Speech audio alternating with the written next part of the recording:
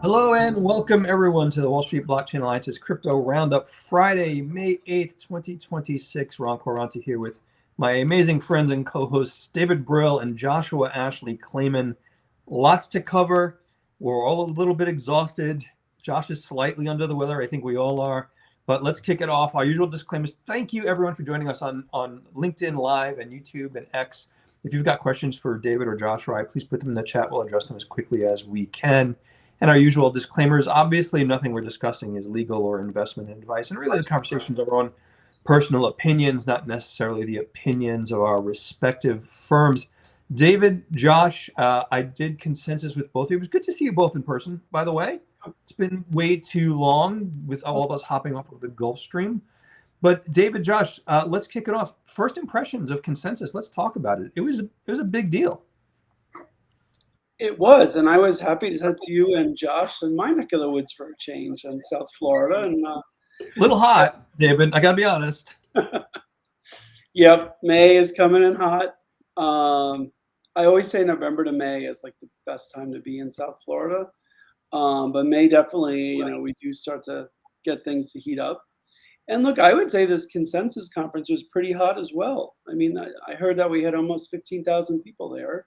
Yeah. And between that and the Bitcoin conference in Vegas last week, which I attended, there's a lot of things going on and a lot of, I would say positive momentum in actual products going to market. Yeah. Like, Josh, what were one or two things that really caught your attention at the convention, at the conference? So, well, one thing I will just say is a number of people were saying crypto is back. Now, I didn't know that crypto went anywhere. And certainly if we look at the markets, it's not exactly where it was, even several months ago. However, when they were comparing the mood at this consensus to, for example, the consensus in Toronto or other sorts of things, I heard from some people that, previously they were thinking, oh, I'm not going to necessarily be part of consensus. Maybe they were thinking that way. But then after this, they were like, no, it's back. We're here. We're loving it. Like, it was just a lot of excitement. I thought it was really well done. But yeah, I mean, I don't know if it's Miami Beach or what it was, but there was a great energy. And yeah, sorry that I don't have that energy today. David, Josh, can I just weigh in? First of all, I'm with you. David, I heard a lot of the colleagues that we had all met saying crypto Toronto was bad and Toronto was terrible. Consensus Toronto was terrible. And at one point I said, Toronto's a lovely city. Maybe you didn't enjoy consensus Toronto.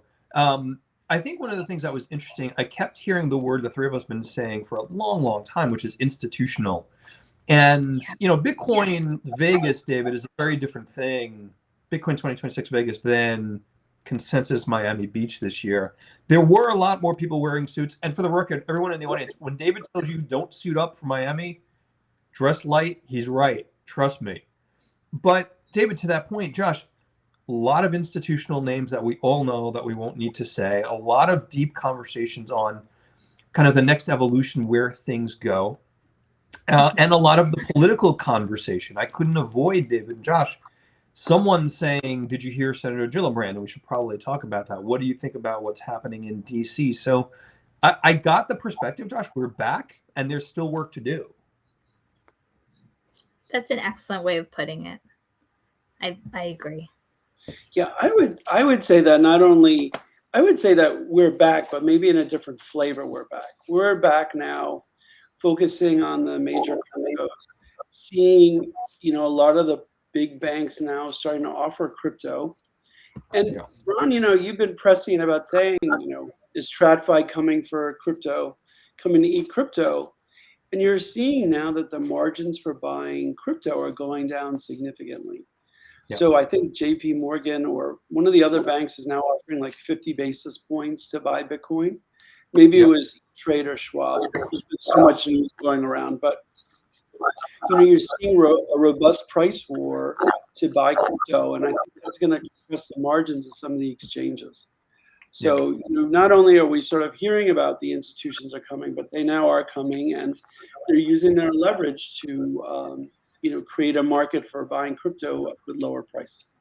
Yeah, David, just a quick shout out to our old friend Greg Murphy. No offense taken. I still think Greg should run for mayor of Toronto. Greg, good to hear from you, buddy. Toronto's a lovely city. I'm quite fond of it. I David, agree with you, Ron. I've been many times. I really like Toronto too. Yeah, David, Josh, it makes me ask the question when we talk about what we saw at the event, and we'll get to Senator Gillibrand. We'll get some other commentary as well. When we look at, I've used the phrase, David, you alluded to this, TradFi is coming to eat crypto. Probably a bit overdone on my part, but there is something to be said for future customers that would be much more comfortable buying crypto with their brokerage firm, by way of example, than RonQ exchange, for example. Was that the sort of tone that you got out of some of the discussions? Well, that was the tone that you got from, folks who were representing those companies and talking about those companies. Mm-hmm. But there is, look, the security angle is one to consider. And also, I think the reason why some of the crypto companies are running to build super apps is that now crypto is another offering on some of these big exchanges, whether it be E-Trade or Schwab. Whereas stocks and some of the things that you would get on E-Trade and Schwab, you wouldn't get on a Coinbase or some of the other exchanges. So now you're sort of seeing the crypto side rush to get those other products so that it can also be a super app. Yeah, agreed. Josh, what were your, and I know you're a little bit under the weather, so we'll be gentle here. And I do have a comment a bit later on, Josh, but you were running around with all of us, and what were your take on some of the tone and tempo of the conversations? And one last thing, I was surprised how many adjacent businesses were had vendor slots there. I'm talking accounting firms, I'm talking data processing firms, I'm talking, some of our law firm colleagues. Cahill, shout out to Cahill, had the side stage deep dive on tokenization. It's a much deeper conversation than it's ever been, Josh. I agree. And I would say also, even the setups for some of the vendor stands, like if I don't want to name names, but certain bank had these demos that you could actually do that were set up, it was gamified. So kind of put into really a sharp, it crystallized a lot of times, because sometimes, you start working on something or you hear about something and you're thinking about the terms and you're thinking about the documents behind it, but to actually see the visual and have it be like, oh, you want to do this, and here's how you would do it in the old way, and here's the new way. Just very I think the I'm not saying this very well, but the traditional, like the TradFi, is getting much better at explaining and marketing the advantages that they can offer within crypto. For a long time, it was very much TradFi. I don't say anti-crypto, but they were the antidote to crypto. Now they've learned to play the game, I guess. Does that make sense? Yeah, I mean, but I'm telling you, like some of the demos that I saw, even though I'm familiar with how things work, right? Like as you guys are, but seeing it in this way, like it made it like, okay, like it was helpful to me. So like, I would imagine it's helpful to lots of people who are, and you know what, that's another thing that I did see a lot at this consensus. So people I know in the space whom I've seen at a bunch of different conferences over the years in different countries, right? Like where previously they had ideas, they were going after a certain segment of the market. What I was seeing was certain of them are now narrowing, I don't want to say narrowing their focus, but really trying to make things simple. Make things simple to try and get people who are not already in crypto, because they were saying that things like, for example, I don't know if this is true or if you guys agree with it or not, but what I was hearing from some is like, well, DeFi and crypto, like that market, you already, DeFi in the crypto space, for the people in the crypto space, they're already doing it, right? Who's going to do it? But like finding ways, and we've talked about this with like user experience, user interface, but trying to simplify things and maybe just offer something with more modest, relatively speaking, risk, but still some kind of returns, just really kind of simplifying it. That's some of what I was hearing. Yeah, I agree with you. David, did you see likewise? I mean, it struck me that there was really this sense from the creators and providers in this space that not every deeply complicated DeFi strategic product is going to be needed by the vast majority of people. Tailor products to the Yeah. people who have not gotten involved in crypto and are looking for an easy way to do it. I would say that AI agents have entered the building, and Fair. and tokenization really was at the forefront. And I think this year, people who were speaking about it could articulate ways that they could use use tokenization, what it meant, and real world cases. And I think the AI agents and how they're going to interact with exchanges and interact with wallets and stable coins was something really novel that we hadn't seen previously. Yeah. The one thing I will say is I wish I had seen more crypto native projects at Consensus. It definitely had a very institutional like feel to it. And I feel like maybe 1 out of every 3 people were from like a major institution and less of the crypto native folks. You can see I'll not name the firms, but you can see the bankers and the buy sides, David, a mile away coming down the big aisles. Josh, I want to point out one other thing, and David, I feel like the ecosystem's finally caught up with David's wisdom. And the reason I say that is I think wisdom. he's got so much. But let me cherry pick one little bit of it. David, for a long time you've been saying the UX has got to get better. I think every third panel session or event within the broader event itself, someone said the UX sucks. The UX is still terrible for the vast majority of people. What I did not hear was an answer or a solution. And that's really starting to grate on my product management mind. Does that make sense, David? Did you see likewise? Sorry, guys. I think that Go on, do not disturb. I think what we've seen. Sorry. I think what we've seen is that there's been abilities within the app to offer different offerings and broader offerings and try and bridge those offerings together. But I still think the UI is suboptimal, and especially in the mobile form. Like Yes. You can go on Robinhood on a desktop and you can see all the different things you want to have access to. And I think for the sort of straight buying crypto, not doing anything exotic, I think that part has gotten better. But anything more, intricate, it's still difficult. And well, you all know how I feel about the cold wallet, so we won't go there again. David the only time I've ever known David to want to hit something was a hardware wallet. I did get very frustrated once, and after I'd moved all my crypto off of it, I may have taken a Timberland boot too. Yeah.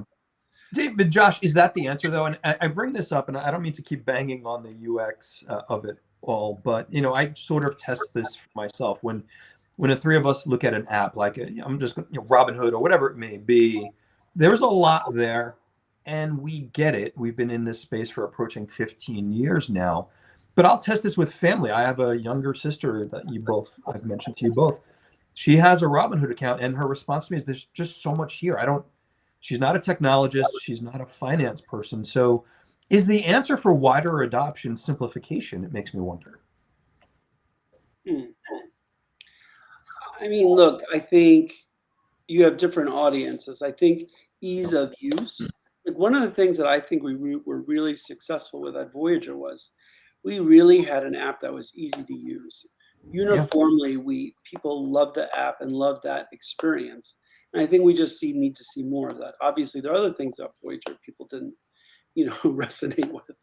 But the AI, and the UX on it were great. So I just think, I think that the app experience really has to be one simple enough for people to use and broad enough that it offers different topics and products that people want to buy.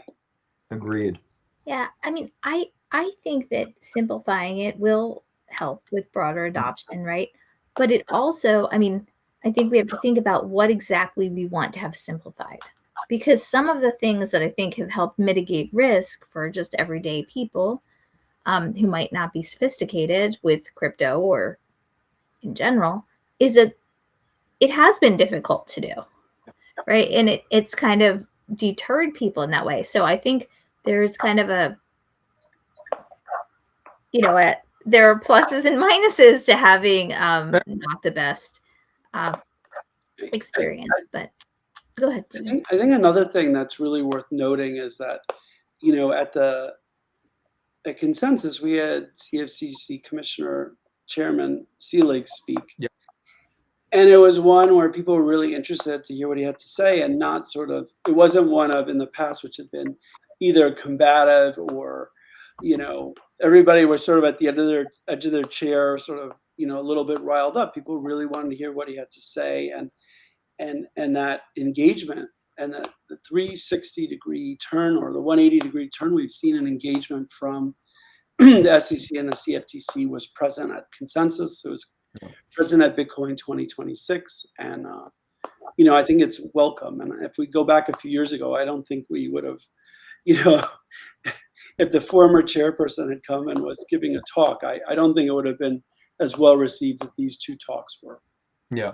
And when we look at that tone and tempo, David, I agree with you. I think the one thing that I was not expecting, let me rephrase that. I mean, there's always a politics part of the conversation. We have this dialogue every week, shout out to Adam Goldberg and Dina Ellis and so many of our colleagues that are know more about DC than I'm certainly ever going to know. But for a long time, the three of us and our group here within WSBA have been talking about the fact that Clarity Act, some of the challenges have been, David, pushback from banks and BPI, for example, and pushback on yield and some pushback on DeFi. And I know, David, you couldn't be there, but when I watched Senator Gillibrand get interviewed, her takeaway, and someone in the audience, if you're watching, disagrees with me, let me know, was that it's the ethics angle. And Josh, you were there. It was the challenge of what will the legislation say that prohibits members of Congress and members of the executive branch from benefiting from crypto. And now that suddenly seems like a higher burden. I spoke with someone, his name is Dave Weisberger, and he's on X often holding spaces. And he and I were talking, and he made a point. I've been thinking about this, and he articulated it. We don't really have those kind of ethics controls right now for the broader equities market for Congress. So I feel like, I don't think it should be crypto, we're going to have something robust for crypto and not for anything else. I think it really should be part of a broader conversation, for all sort of, whether it be prediction markets, crypto, and equities.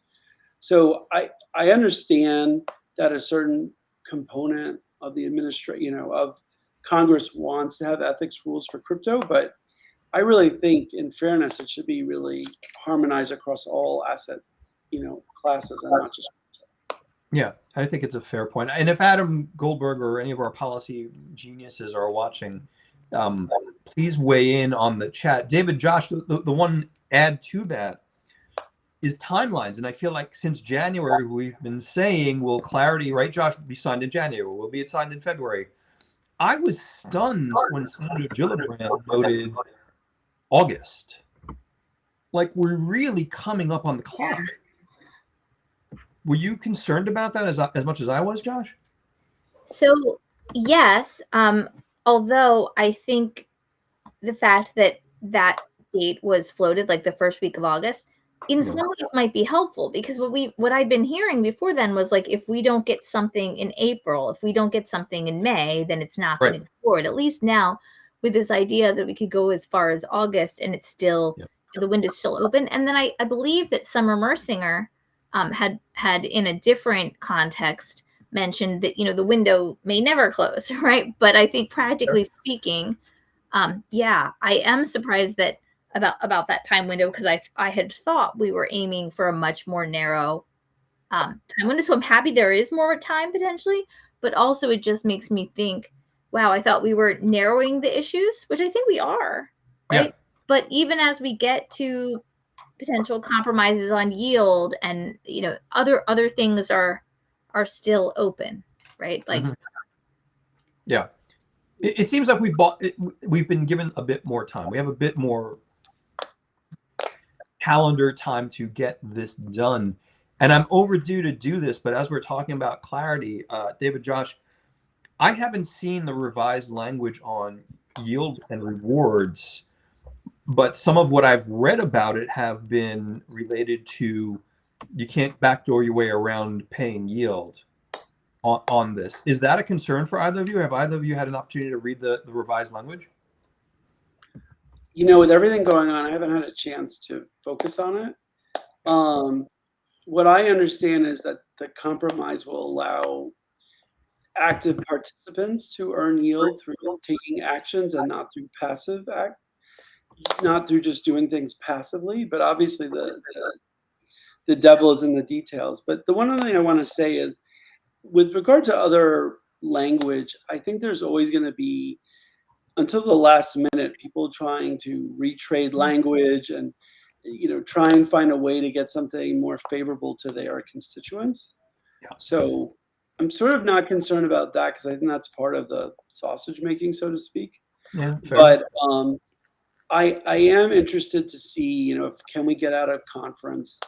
I think there was an announcement that the markup will be either next Thursday or Friday, but I'm really curious to see how that goes because I think that will be a real bellwether on can we move forward and can this get to the floor for a full vote sometime.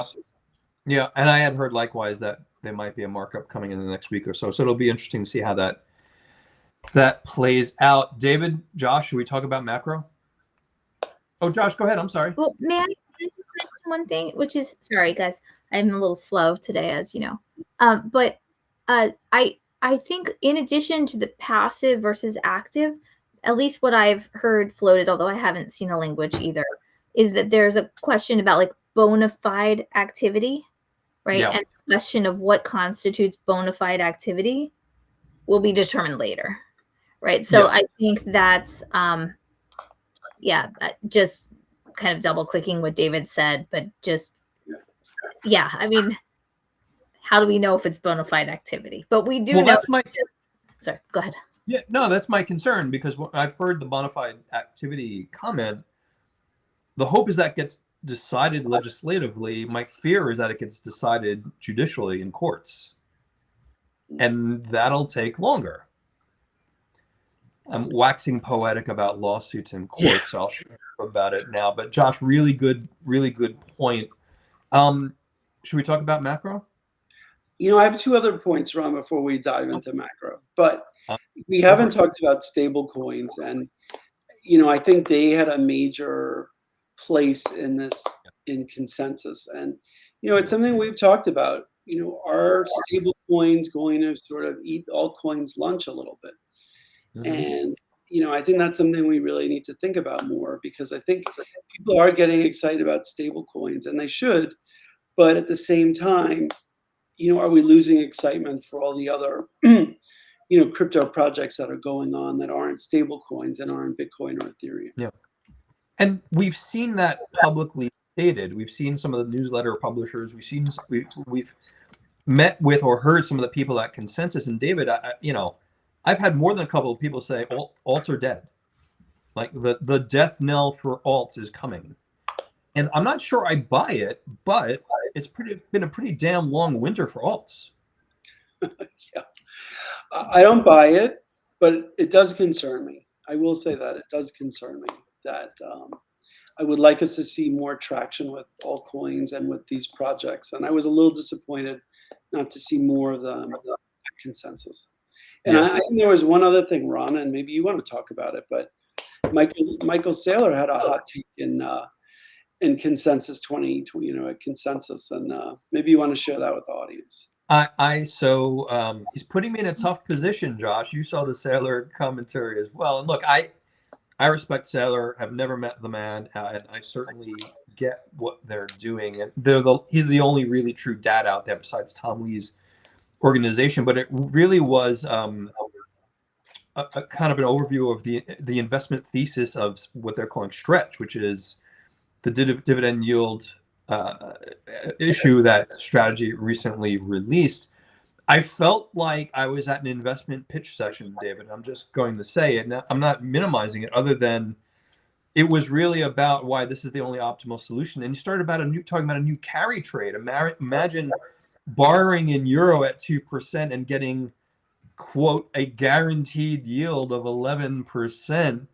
Listen, this guy's either doing 4-dimensional chess that, I don't understand, or kind of shooting from the hip, hoping that it'll be a flywheel of continually buying Bitcoin. Again, for those who are super Saylor fans, please don't take that the wrong way. It's just a complicated series of financial engineering. And that's what I got out of it. But David, Josh, tell me if I missed something. I mean, I think, by the way, for those watching at home who aren't familiar, like with what the backdrop is, there also were headlines where Saylor had said like he would in fact intend to sell to fund dividends. Yeah. So I think that I think was characterized as kind of trying to inoculate the market. I mean, I think that is something that we've been talking about for a while, about like, what happens when there are no more, when you buy up all the Bitcoin you can and you're just holding it, and like, what are you, do you ever sell? And so, yes, he's saying he will sell. Now, what's interesting, well, probably not the right word, being interesting, but what I hope it isn't, Careful. and I don't think it is, but one thing that does come to mind, actually, as you were just describing it, this didn't come to mind previously, but just when you were just describing it, made me think back to when Charlie Lee sold his Litecoin. Yeah. When he announced he was selling. You said it better than I did, Josh. You should have went right to he said he might sell Bitcoin. But David, weigh in. And actually, if we look at it in that context, you can imagine a world where the biggest private corporate holders of Bitcoin, their CEO says he's going to sell Bitcoin, when for the past 10 years he's been a net buyer of Bitcoin in every market. You would imagine that would have bottomed out Bitcoin, and it didn't. Yeah. Right. But Ron, it kind of ties into what you were talking about before, about why we're not holding 80 and 81. And I think in part, this announcement was partially timed to do it, to have that conversation now at 80 and not at 66 or 70. Yeah. I think we're tying the threads together. Look, I think it's very interesting. I try and think of his analogy as sort of like having two wallets. Like, I know a lot of people have a long-term wallet where they buy and hold, Bitcoin, and they never sell it. And then they have a wallet where they trade it. They buy some at a price they like, it gets to another price, and they trade it. And so maybe the analogy is that Saylor's long-term wallet's going to be his long-term wallet, but for STRC, he's going to buy some, and sell some strategically when, to help pay for the dividends. Yeah. And again, I'm not minimizing his strategy at all. Yeah. I'm not saying it's a right or wrong strategy. It's just, I think people were surprised. It was surprising. Yeah. I definitely think it threw people for a loop. So, guys, I wanted to ask you about the jobs report. Like, look what we've done to Josh, that she knows the jobs report came out this morning at 8:30. We had totally co-opted Josh. It's great. I don't know if I should apologize or applaud, but go ahead, Josh. No, I want to know what you guys. I want to know what you guys think. You have co-opted me, but. I mean, so for those in the audience, today was Jobs Day in the U.S., and apparently the U.S. economy added 115,000 jobs. David, correct me if I'm wrong. I think the estimate was 65. I'm going to say it again. It's not the data, it's the revisions, because there were revisions on prior months. It's again, still, David, a very weird economic scenario. And I mean weird from the perspective of, we've been talking about K-shaped economy. Jobs data is strong. Consumer sentiment is weak, but that's generally a contrarian signal for a lot of people. Companies have revenue. We could have an argument about whether it's the Mag 7 or beyond that, David, but it's a robust market. The problem becomes, how does that impact interest rates going forward? And it's becoming less and less likely interest rates will be cut. And what does that do for risk on assets? Well, I think, what's more interesting is that I think we're seeing some layoffs in tech. Coinbase announced some layoffs that were, as they described them, related to AI. Yeah. And I think that it's really interesting that you're seeing some very high-profile layoffs related to, AI repositioning, but we're still seeing positive momentum in the job market. So Yeah. I think my big question, like yours, Ron, is A, where are the revisions? And B, like, well, what sectors are hiring right now? I think that would be the most interesting question. I And checked. we know it's not the government, Ron, because we know government jobs are shrinking. So what jobs are being hired for? So the largest percentage of the 115,000, I believe it was over 65,000, was in healthcare and ancillary services related to healthcare. There were net job losses in information tech and financial services, which goes back to your AI point, David, that you and I and Josh, we all keep hearing about. Financial services are being disrupted because of AI. Info technology services are being disrupted because of AI. So you're right, David. It's like what are the underlying layers of this big number of 115,000 jobs? And I would add, are we losing high quality white collar jobs and hiring? I don't want to say high quality, we'll say high paying white collar jobs. Yeah. And are we replacing them by lower paying jobs in other fields? I think that's the way I would want to put that. I mean, there's not a week that goes by where, I'm sure this is true for the both of you, I don't get an email from some new vendor that's saying something like, fire your marketing department. We've got a GPT that you can use that will do the work of 11 marketers. And obviously there's the hyperbole there, but there's a figment of truth to being able to outsource some of this to AI. Yeah. But I do wonder, and I'm not talking about Coinbase in particular, Mhm. but in general, if there is some sort of AI whitewashing when it comes to job cuts.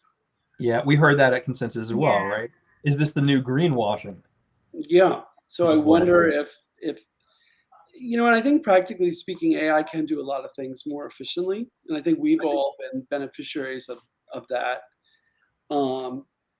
in our own ways. But I just do wonder, is this a convenient excuse to make changes to companies' business models and do it in a way without looking into their own business model and just sort of say, hey, we're becoming more efficient now, and now we're just going to make cuts based on AI. Yeah, but that's an old, not necessarily AI, but new technology is an old excuse cover for layoffs across a variety of different industries. But it is interesting to see the jobs data. David, let me ask. Josh brought up the data. Do we see an interest rate cut this year? It's seeming less and less likely.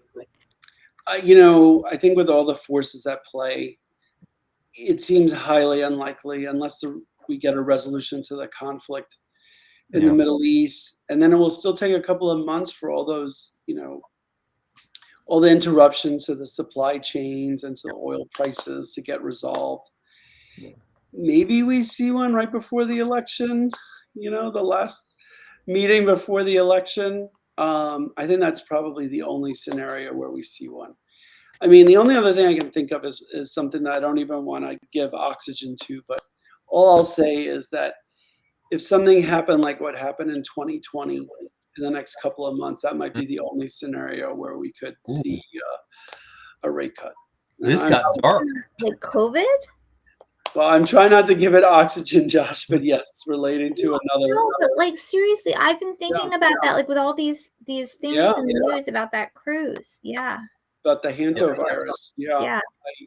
So that's my other caveat, Ron, that if that were to start having a massive impact, that would be the other scenario. But I'm really hopeful that's not the case. I'm with you. I'm going to go off of hantavirus because this got dark real quick, and I figured there's better things for us to talk about. We've only got a couple of minutes left. David, Josh, again, it was so good to see you both. And for everyone in the audience, if you've got questions for David or Josh, drop us a note.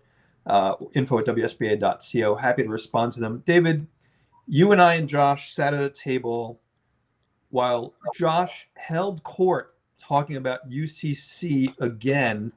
And that wasn't even the highlight of my trip to Consensus, David. Do you want to guess what was? I do want to guess what it was. I have a feeling I know, but I want to know. I want to hear.